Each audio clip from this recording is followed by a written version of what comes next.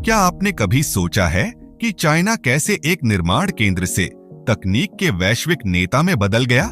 सिर्फ कुछ दशकों में चीन ने नवाचार के क्षेत्र में छलांग लगाई है, लेकिन इसका दुनिया पर क्या असर है?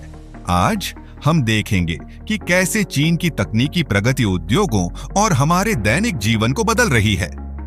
जैसे जैसे हम आगे बढ़ते हैं, इस पर विचार करें। क्या अगली बड़ी तकनीकी खोज किसी ऐसी कंपनी से आएगी जिसे आपने कभी नहीं सुना? 1.4 अरब लोगों के साथ चीन में नवाचार का पैमाना अद्भुत है। हाल के अध्ययनों के अनुसार देश 2025 तक आर्टिफिशियल इंटेलिजेंस, इलेक्ट्रिक वाहनों और नवीकरणीय ऊर्जा जैसे क्षेत्रों में प्रमुखता हासिल करने की उम्मीद कर रहा है। इस तेजी से विकास का कारण क्या है? क्या यह सरकारी नीतियां हैं, उपभोक्ता मांग या कुछ और? वीडियो शुरू करने से पहले अगर आप चैनल पर न्यू हो तो वीडियो को लाइक कर चैनल को सब्सक्राइब जरूर कर लेना, और अगर आपके पास कोई टॉपिक हो तो कमेंट में टाइप कर दो। चलो इस परिवर्तन की रीढ़ की हड्डी के बारे में बात करते हैं। सरकारी नीतियां। मेड इन चाइना 2050 पहल ने घरेलू उद्योगों को उच्च तकनीकी क्षेत्रों पर ध्यान केंद्रित करने के लिए प्रेरित किया, जैसे कि रोबोटिक्स, एयर, एआई। लेकिन यहाँ एक सवाल है, क्या राज्य प्रेरित नवाचार वास्तव में बाजार प्रेरित अर्थव्यवस्थाओं का मुकाबला कर सकता है? आलोचक कहते हैं कि जबकि सरकारी समर्थन एक बढ़ावा देता है, यह रचनात्मकता और प्रतिस्पर्धा को बाधित कर सकता है। आपका क्या ख्याल है? क्या सरकारी नीतियां नवाचार में मदद कर रही हैं या बाधा डाल रही हैं? चीन का R&D में निवेश हाल के वर्षों में तेजी से बढ़ा है, जो 500 अरब डॉलर से अधिक हो गया है।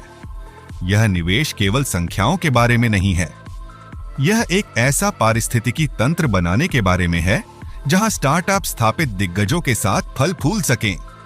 यह वैश्विक प्रतिस्पर्धा को कैसे प्रभावित करेगा? आर्टिफिशियल इंटेलिजेंस चीन की तकनीकी क्रांति के दिल में है। 2030 तक AI क्षेत्र का विकास 34 अरब डॉलर से बढ़कर लगभग 155 अरब डॉलर होने की उम्मीद है। सोचिए, एक ऐसी दुनिया की कल्पना करें जहां मशीनें इंसानों से तेजी से सीखती हैं। इसका नौकरी और गोपनीयता पर क्या असर होगा? चीन का AI के प्रति दृष्टिकोण अद्वितीय है। विशाल डेटा सेट और पश्चिमी देशों की तुलना में कम नियामक बाधाओं के साथ चीनी कंपनियां स्वास्थ्य सेवा, वित्त और परिवहन में तेजी से अनुप्रयोग विकसित कर रही हैं। लेकिन किस कीमत पर? क्या हम गति के लिए नैतिक मानकों का बलिदान दे रहे हैं? यहाँ एक सवाल है, जब AI सिस्टम बिना मानव निगरानी के निर्णय लेते हैं तो क्या होता है? पूर्वाग्रह और दुरुपयोग की संभावना महत्वपूर्ण सवाल उठाती है। अब चलिए इलेक्ट्रिक वाहनों पर ध्यान देते हैं। चीन केवल EV उत्पादन में ही नहीं, बल्कि परिवहन के तरीके को फिर से परिभाषित कर रहा है। हरित ऊर्जा को बढ़ावा देने वाली नीतियों के साथ देश का लक्ष्य 2025 तक सभी वाहन बिक्री का 20% इलेक्ट्रिक बनाना है। लेकिन यहाँ एक विचार करने योग्य सवाल है, क्या इलेक्ट्रिक वाहन वास्तव में हमारे पर्यावरणीय समस्याओं को हल कर सकते हैं, या ये केवल एक अस्थायी समाधान है?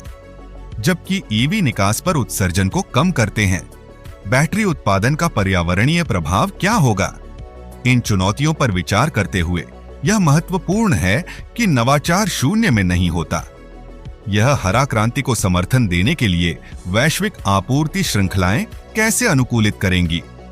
चीन की तकनीकी वृद्धि केवल स्थानीय घटना नहीं है, यह वैश्विक बाजारों को फिर से आकार दे रही है।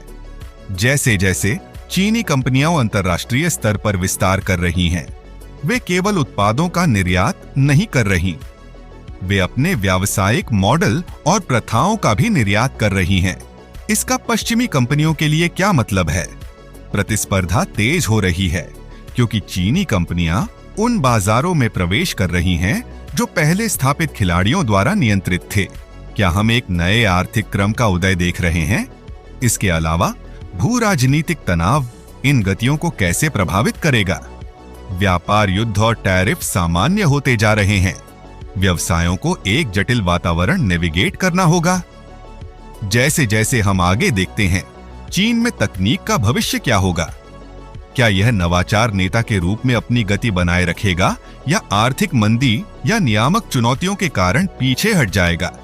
पूर्वानुमान बताते हैं कि जबकि विकास थोड़ी धीमी हो सकता है, 2025 में लगभग 4.5%, दीर्घकालिक संभावनाएं विशाल बनी हुई हैं। व्यवसाय इन उतार चढ़ावों के लिए कैसे तैयार हो सकते हैं? कौन सी रणनीतियां इस अप्रत्याशित वातावरण में सफलता सुनिश्चित करेंगी?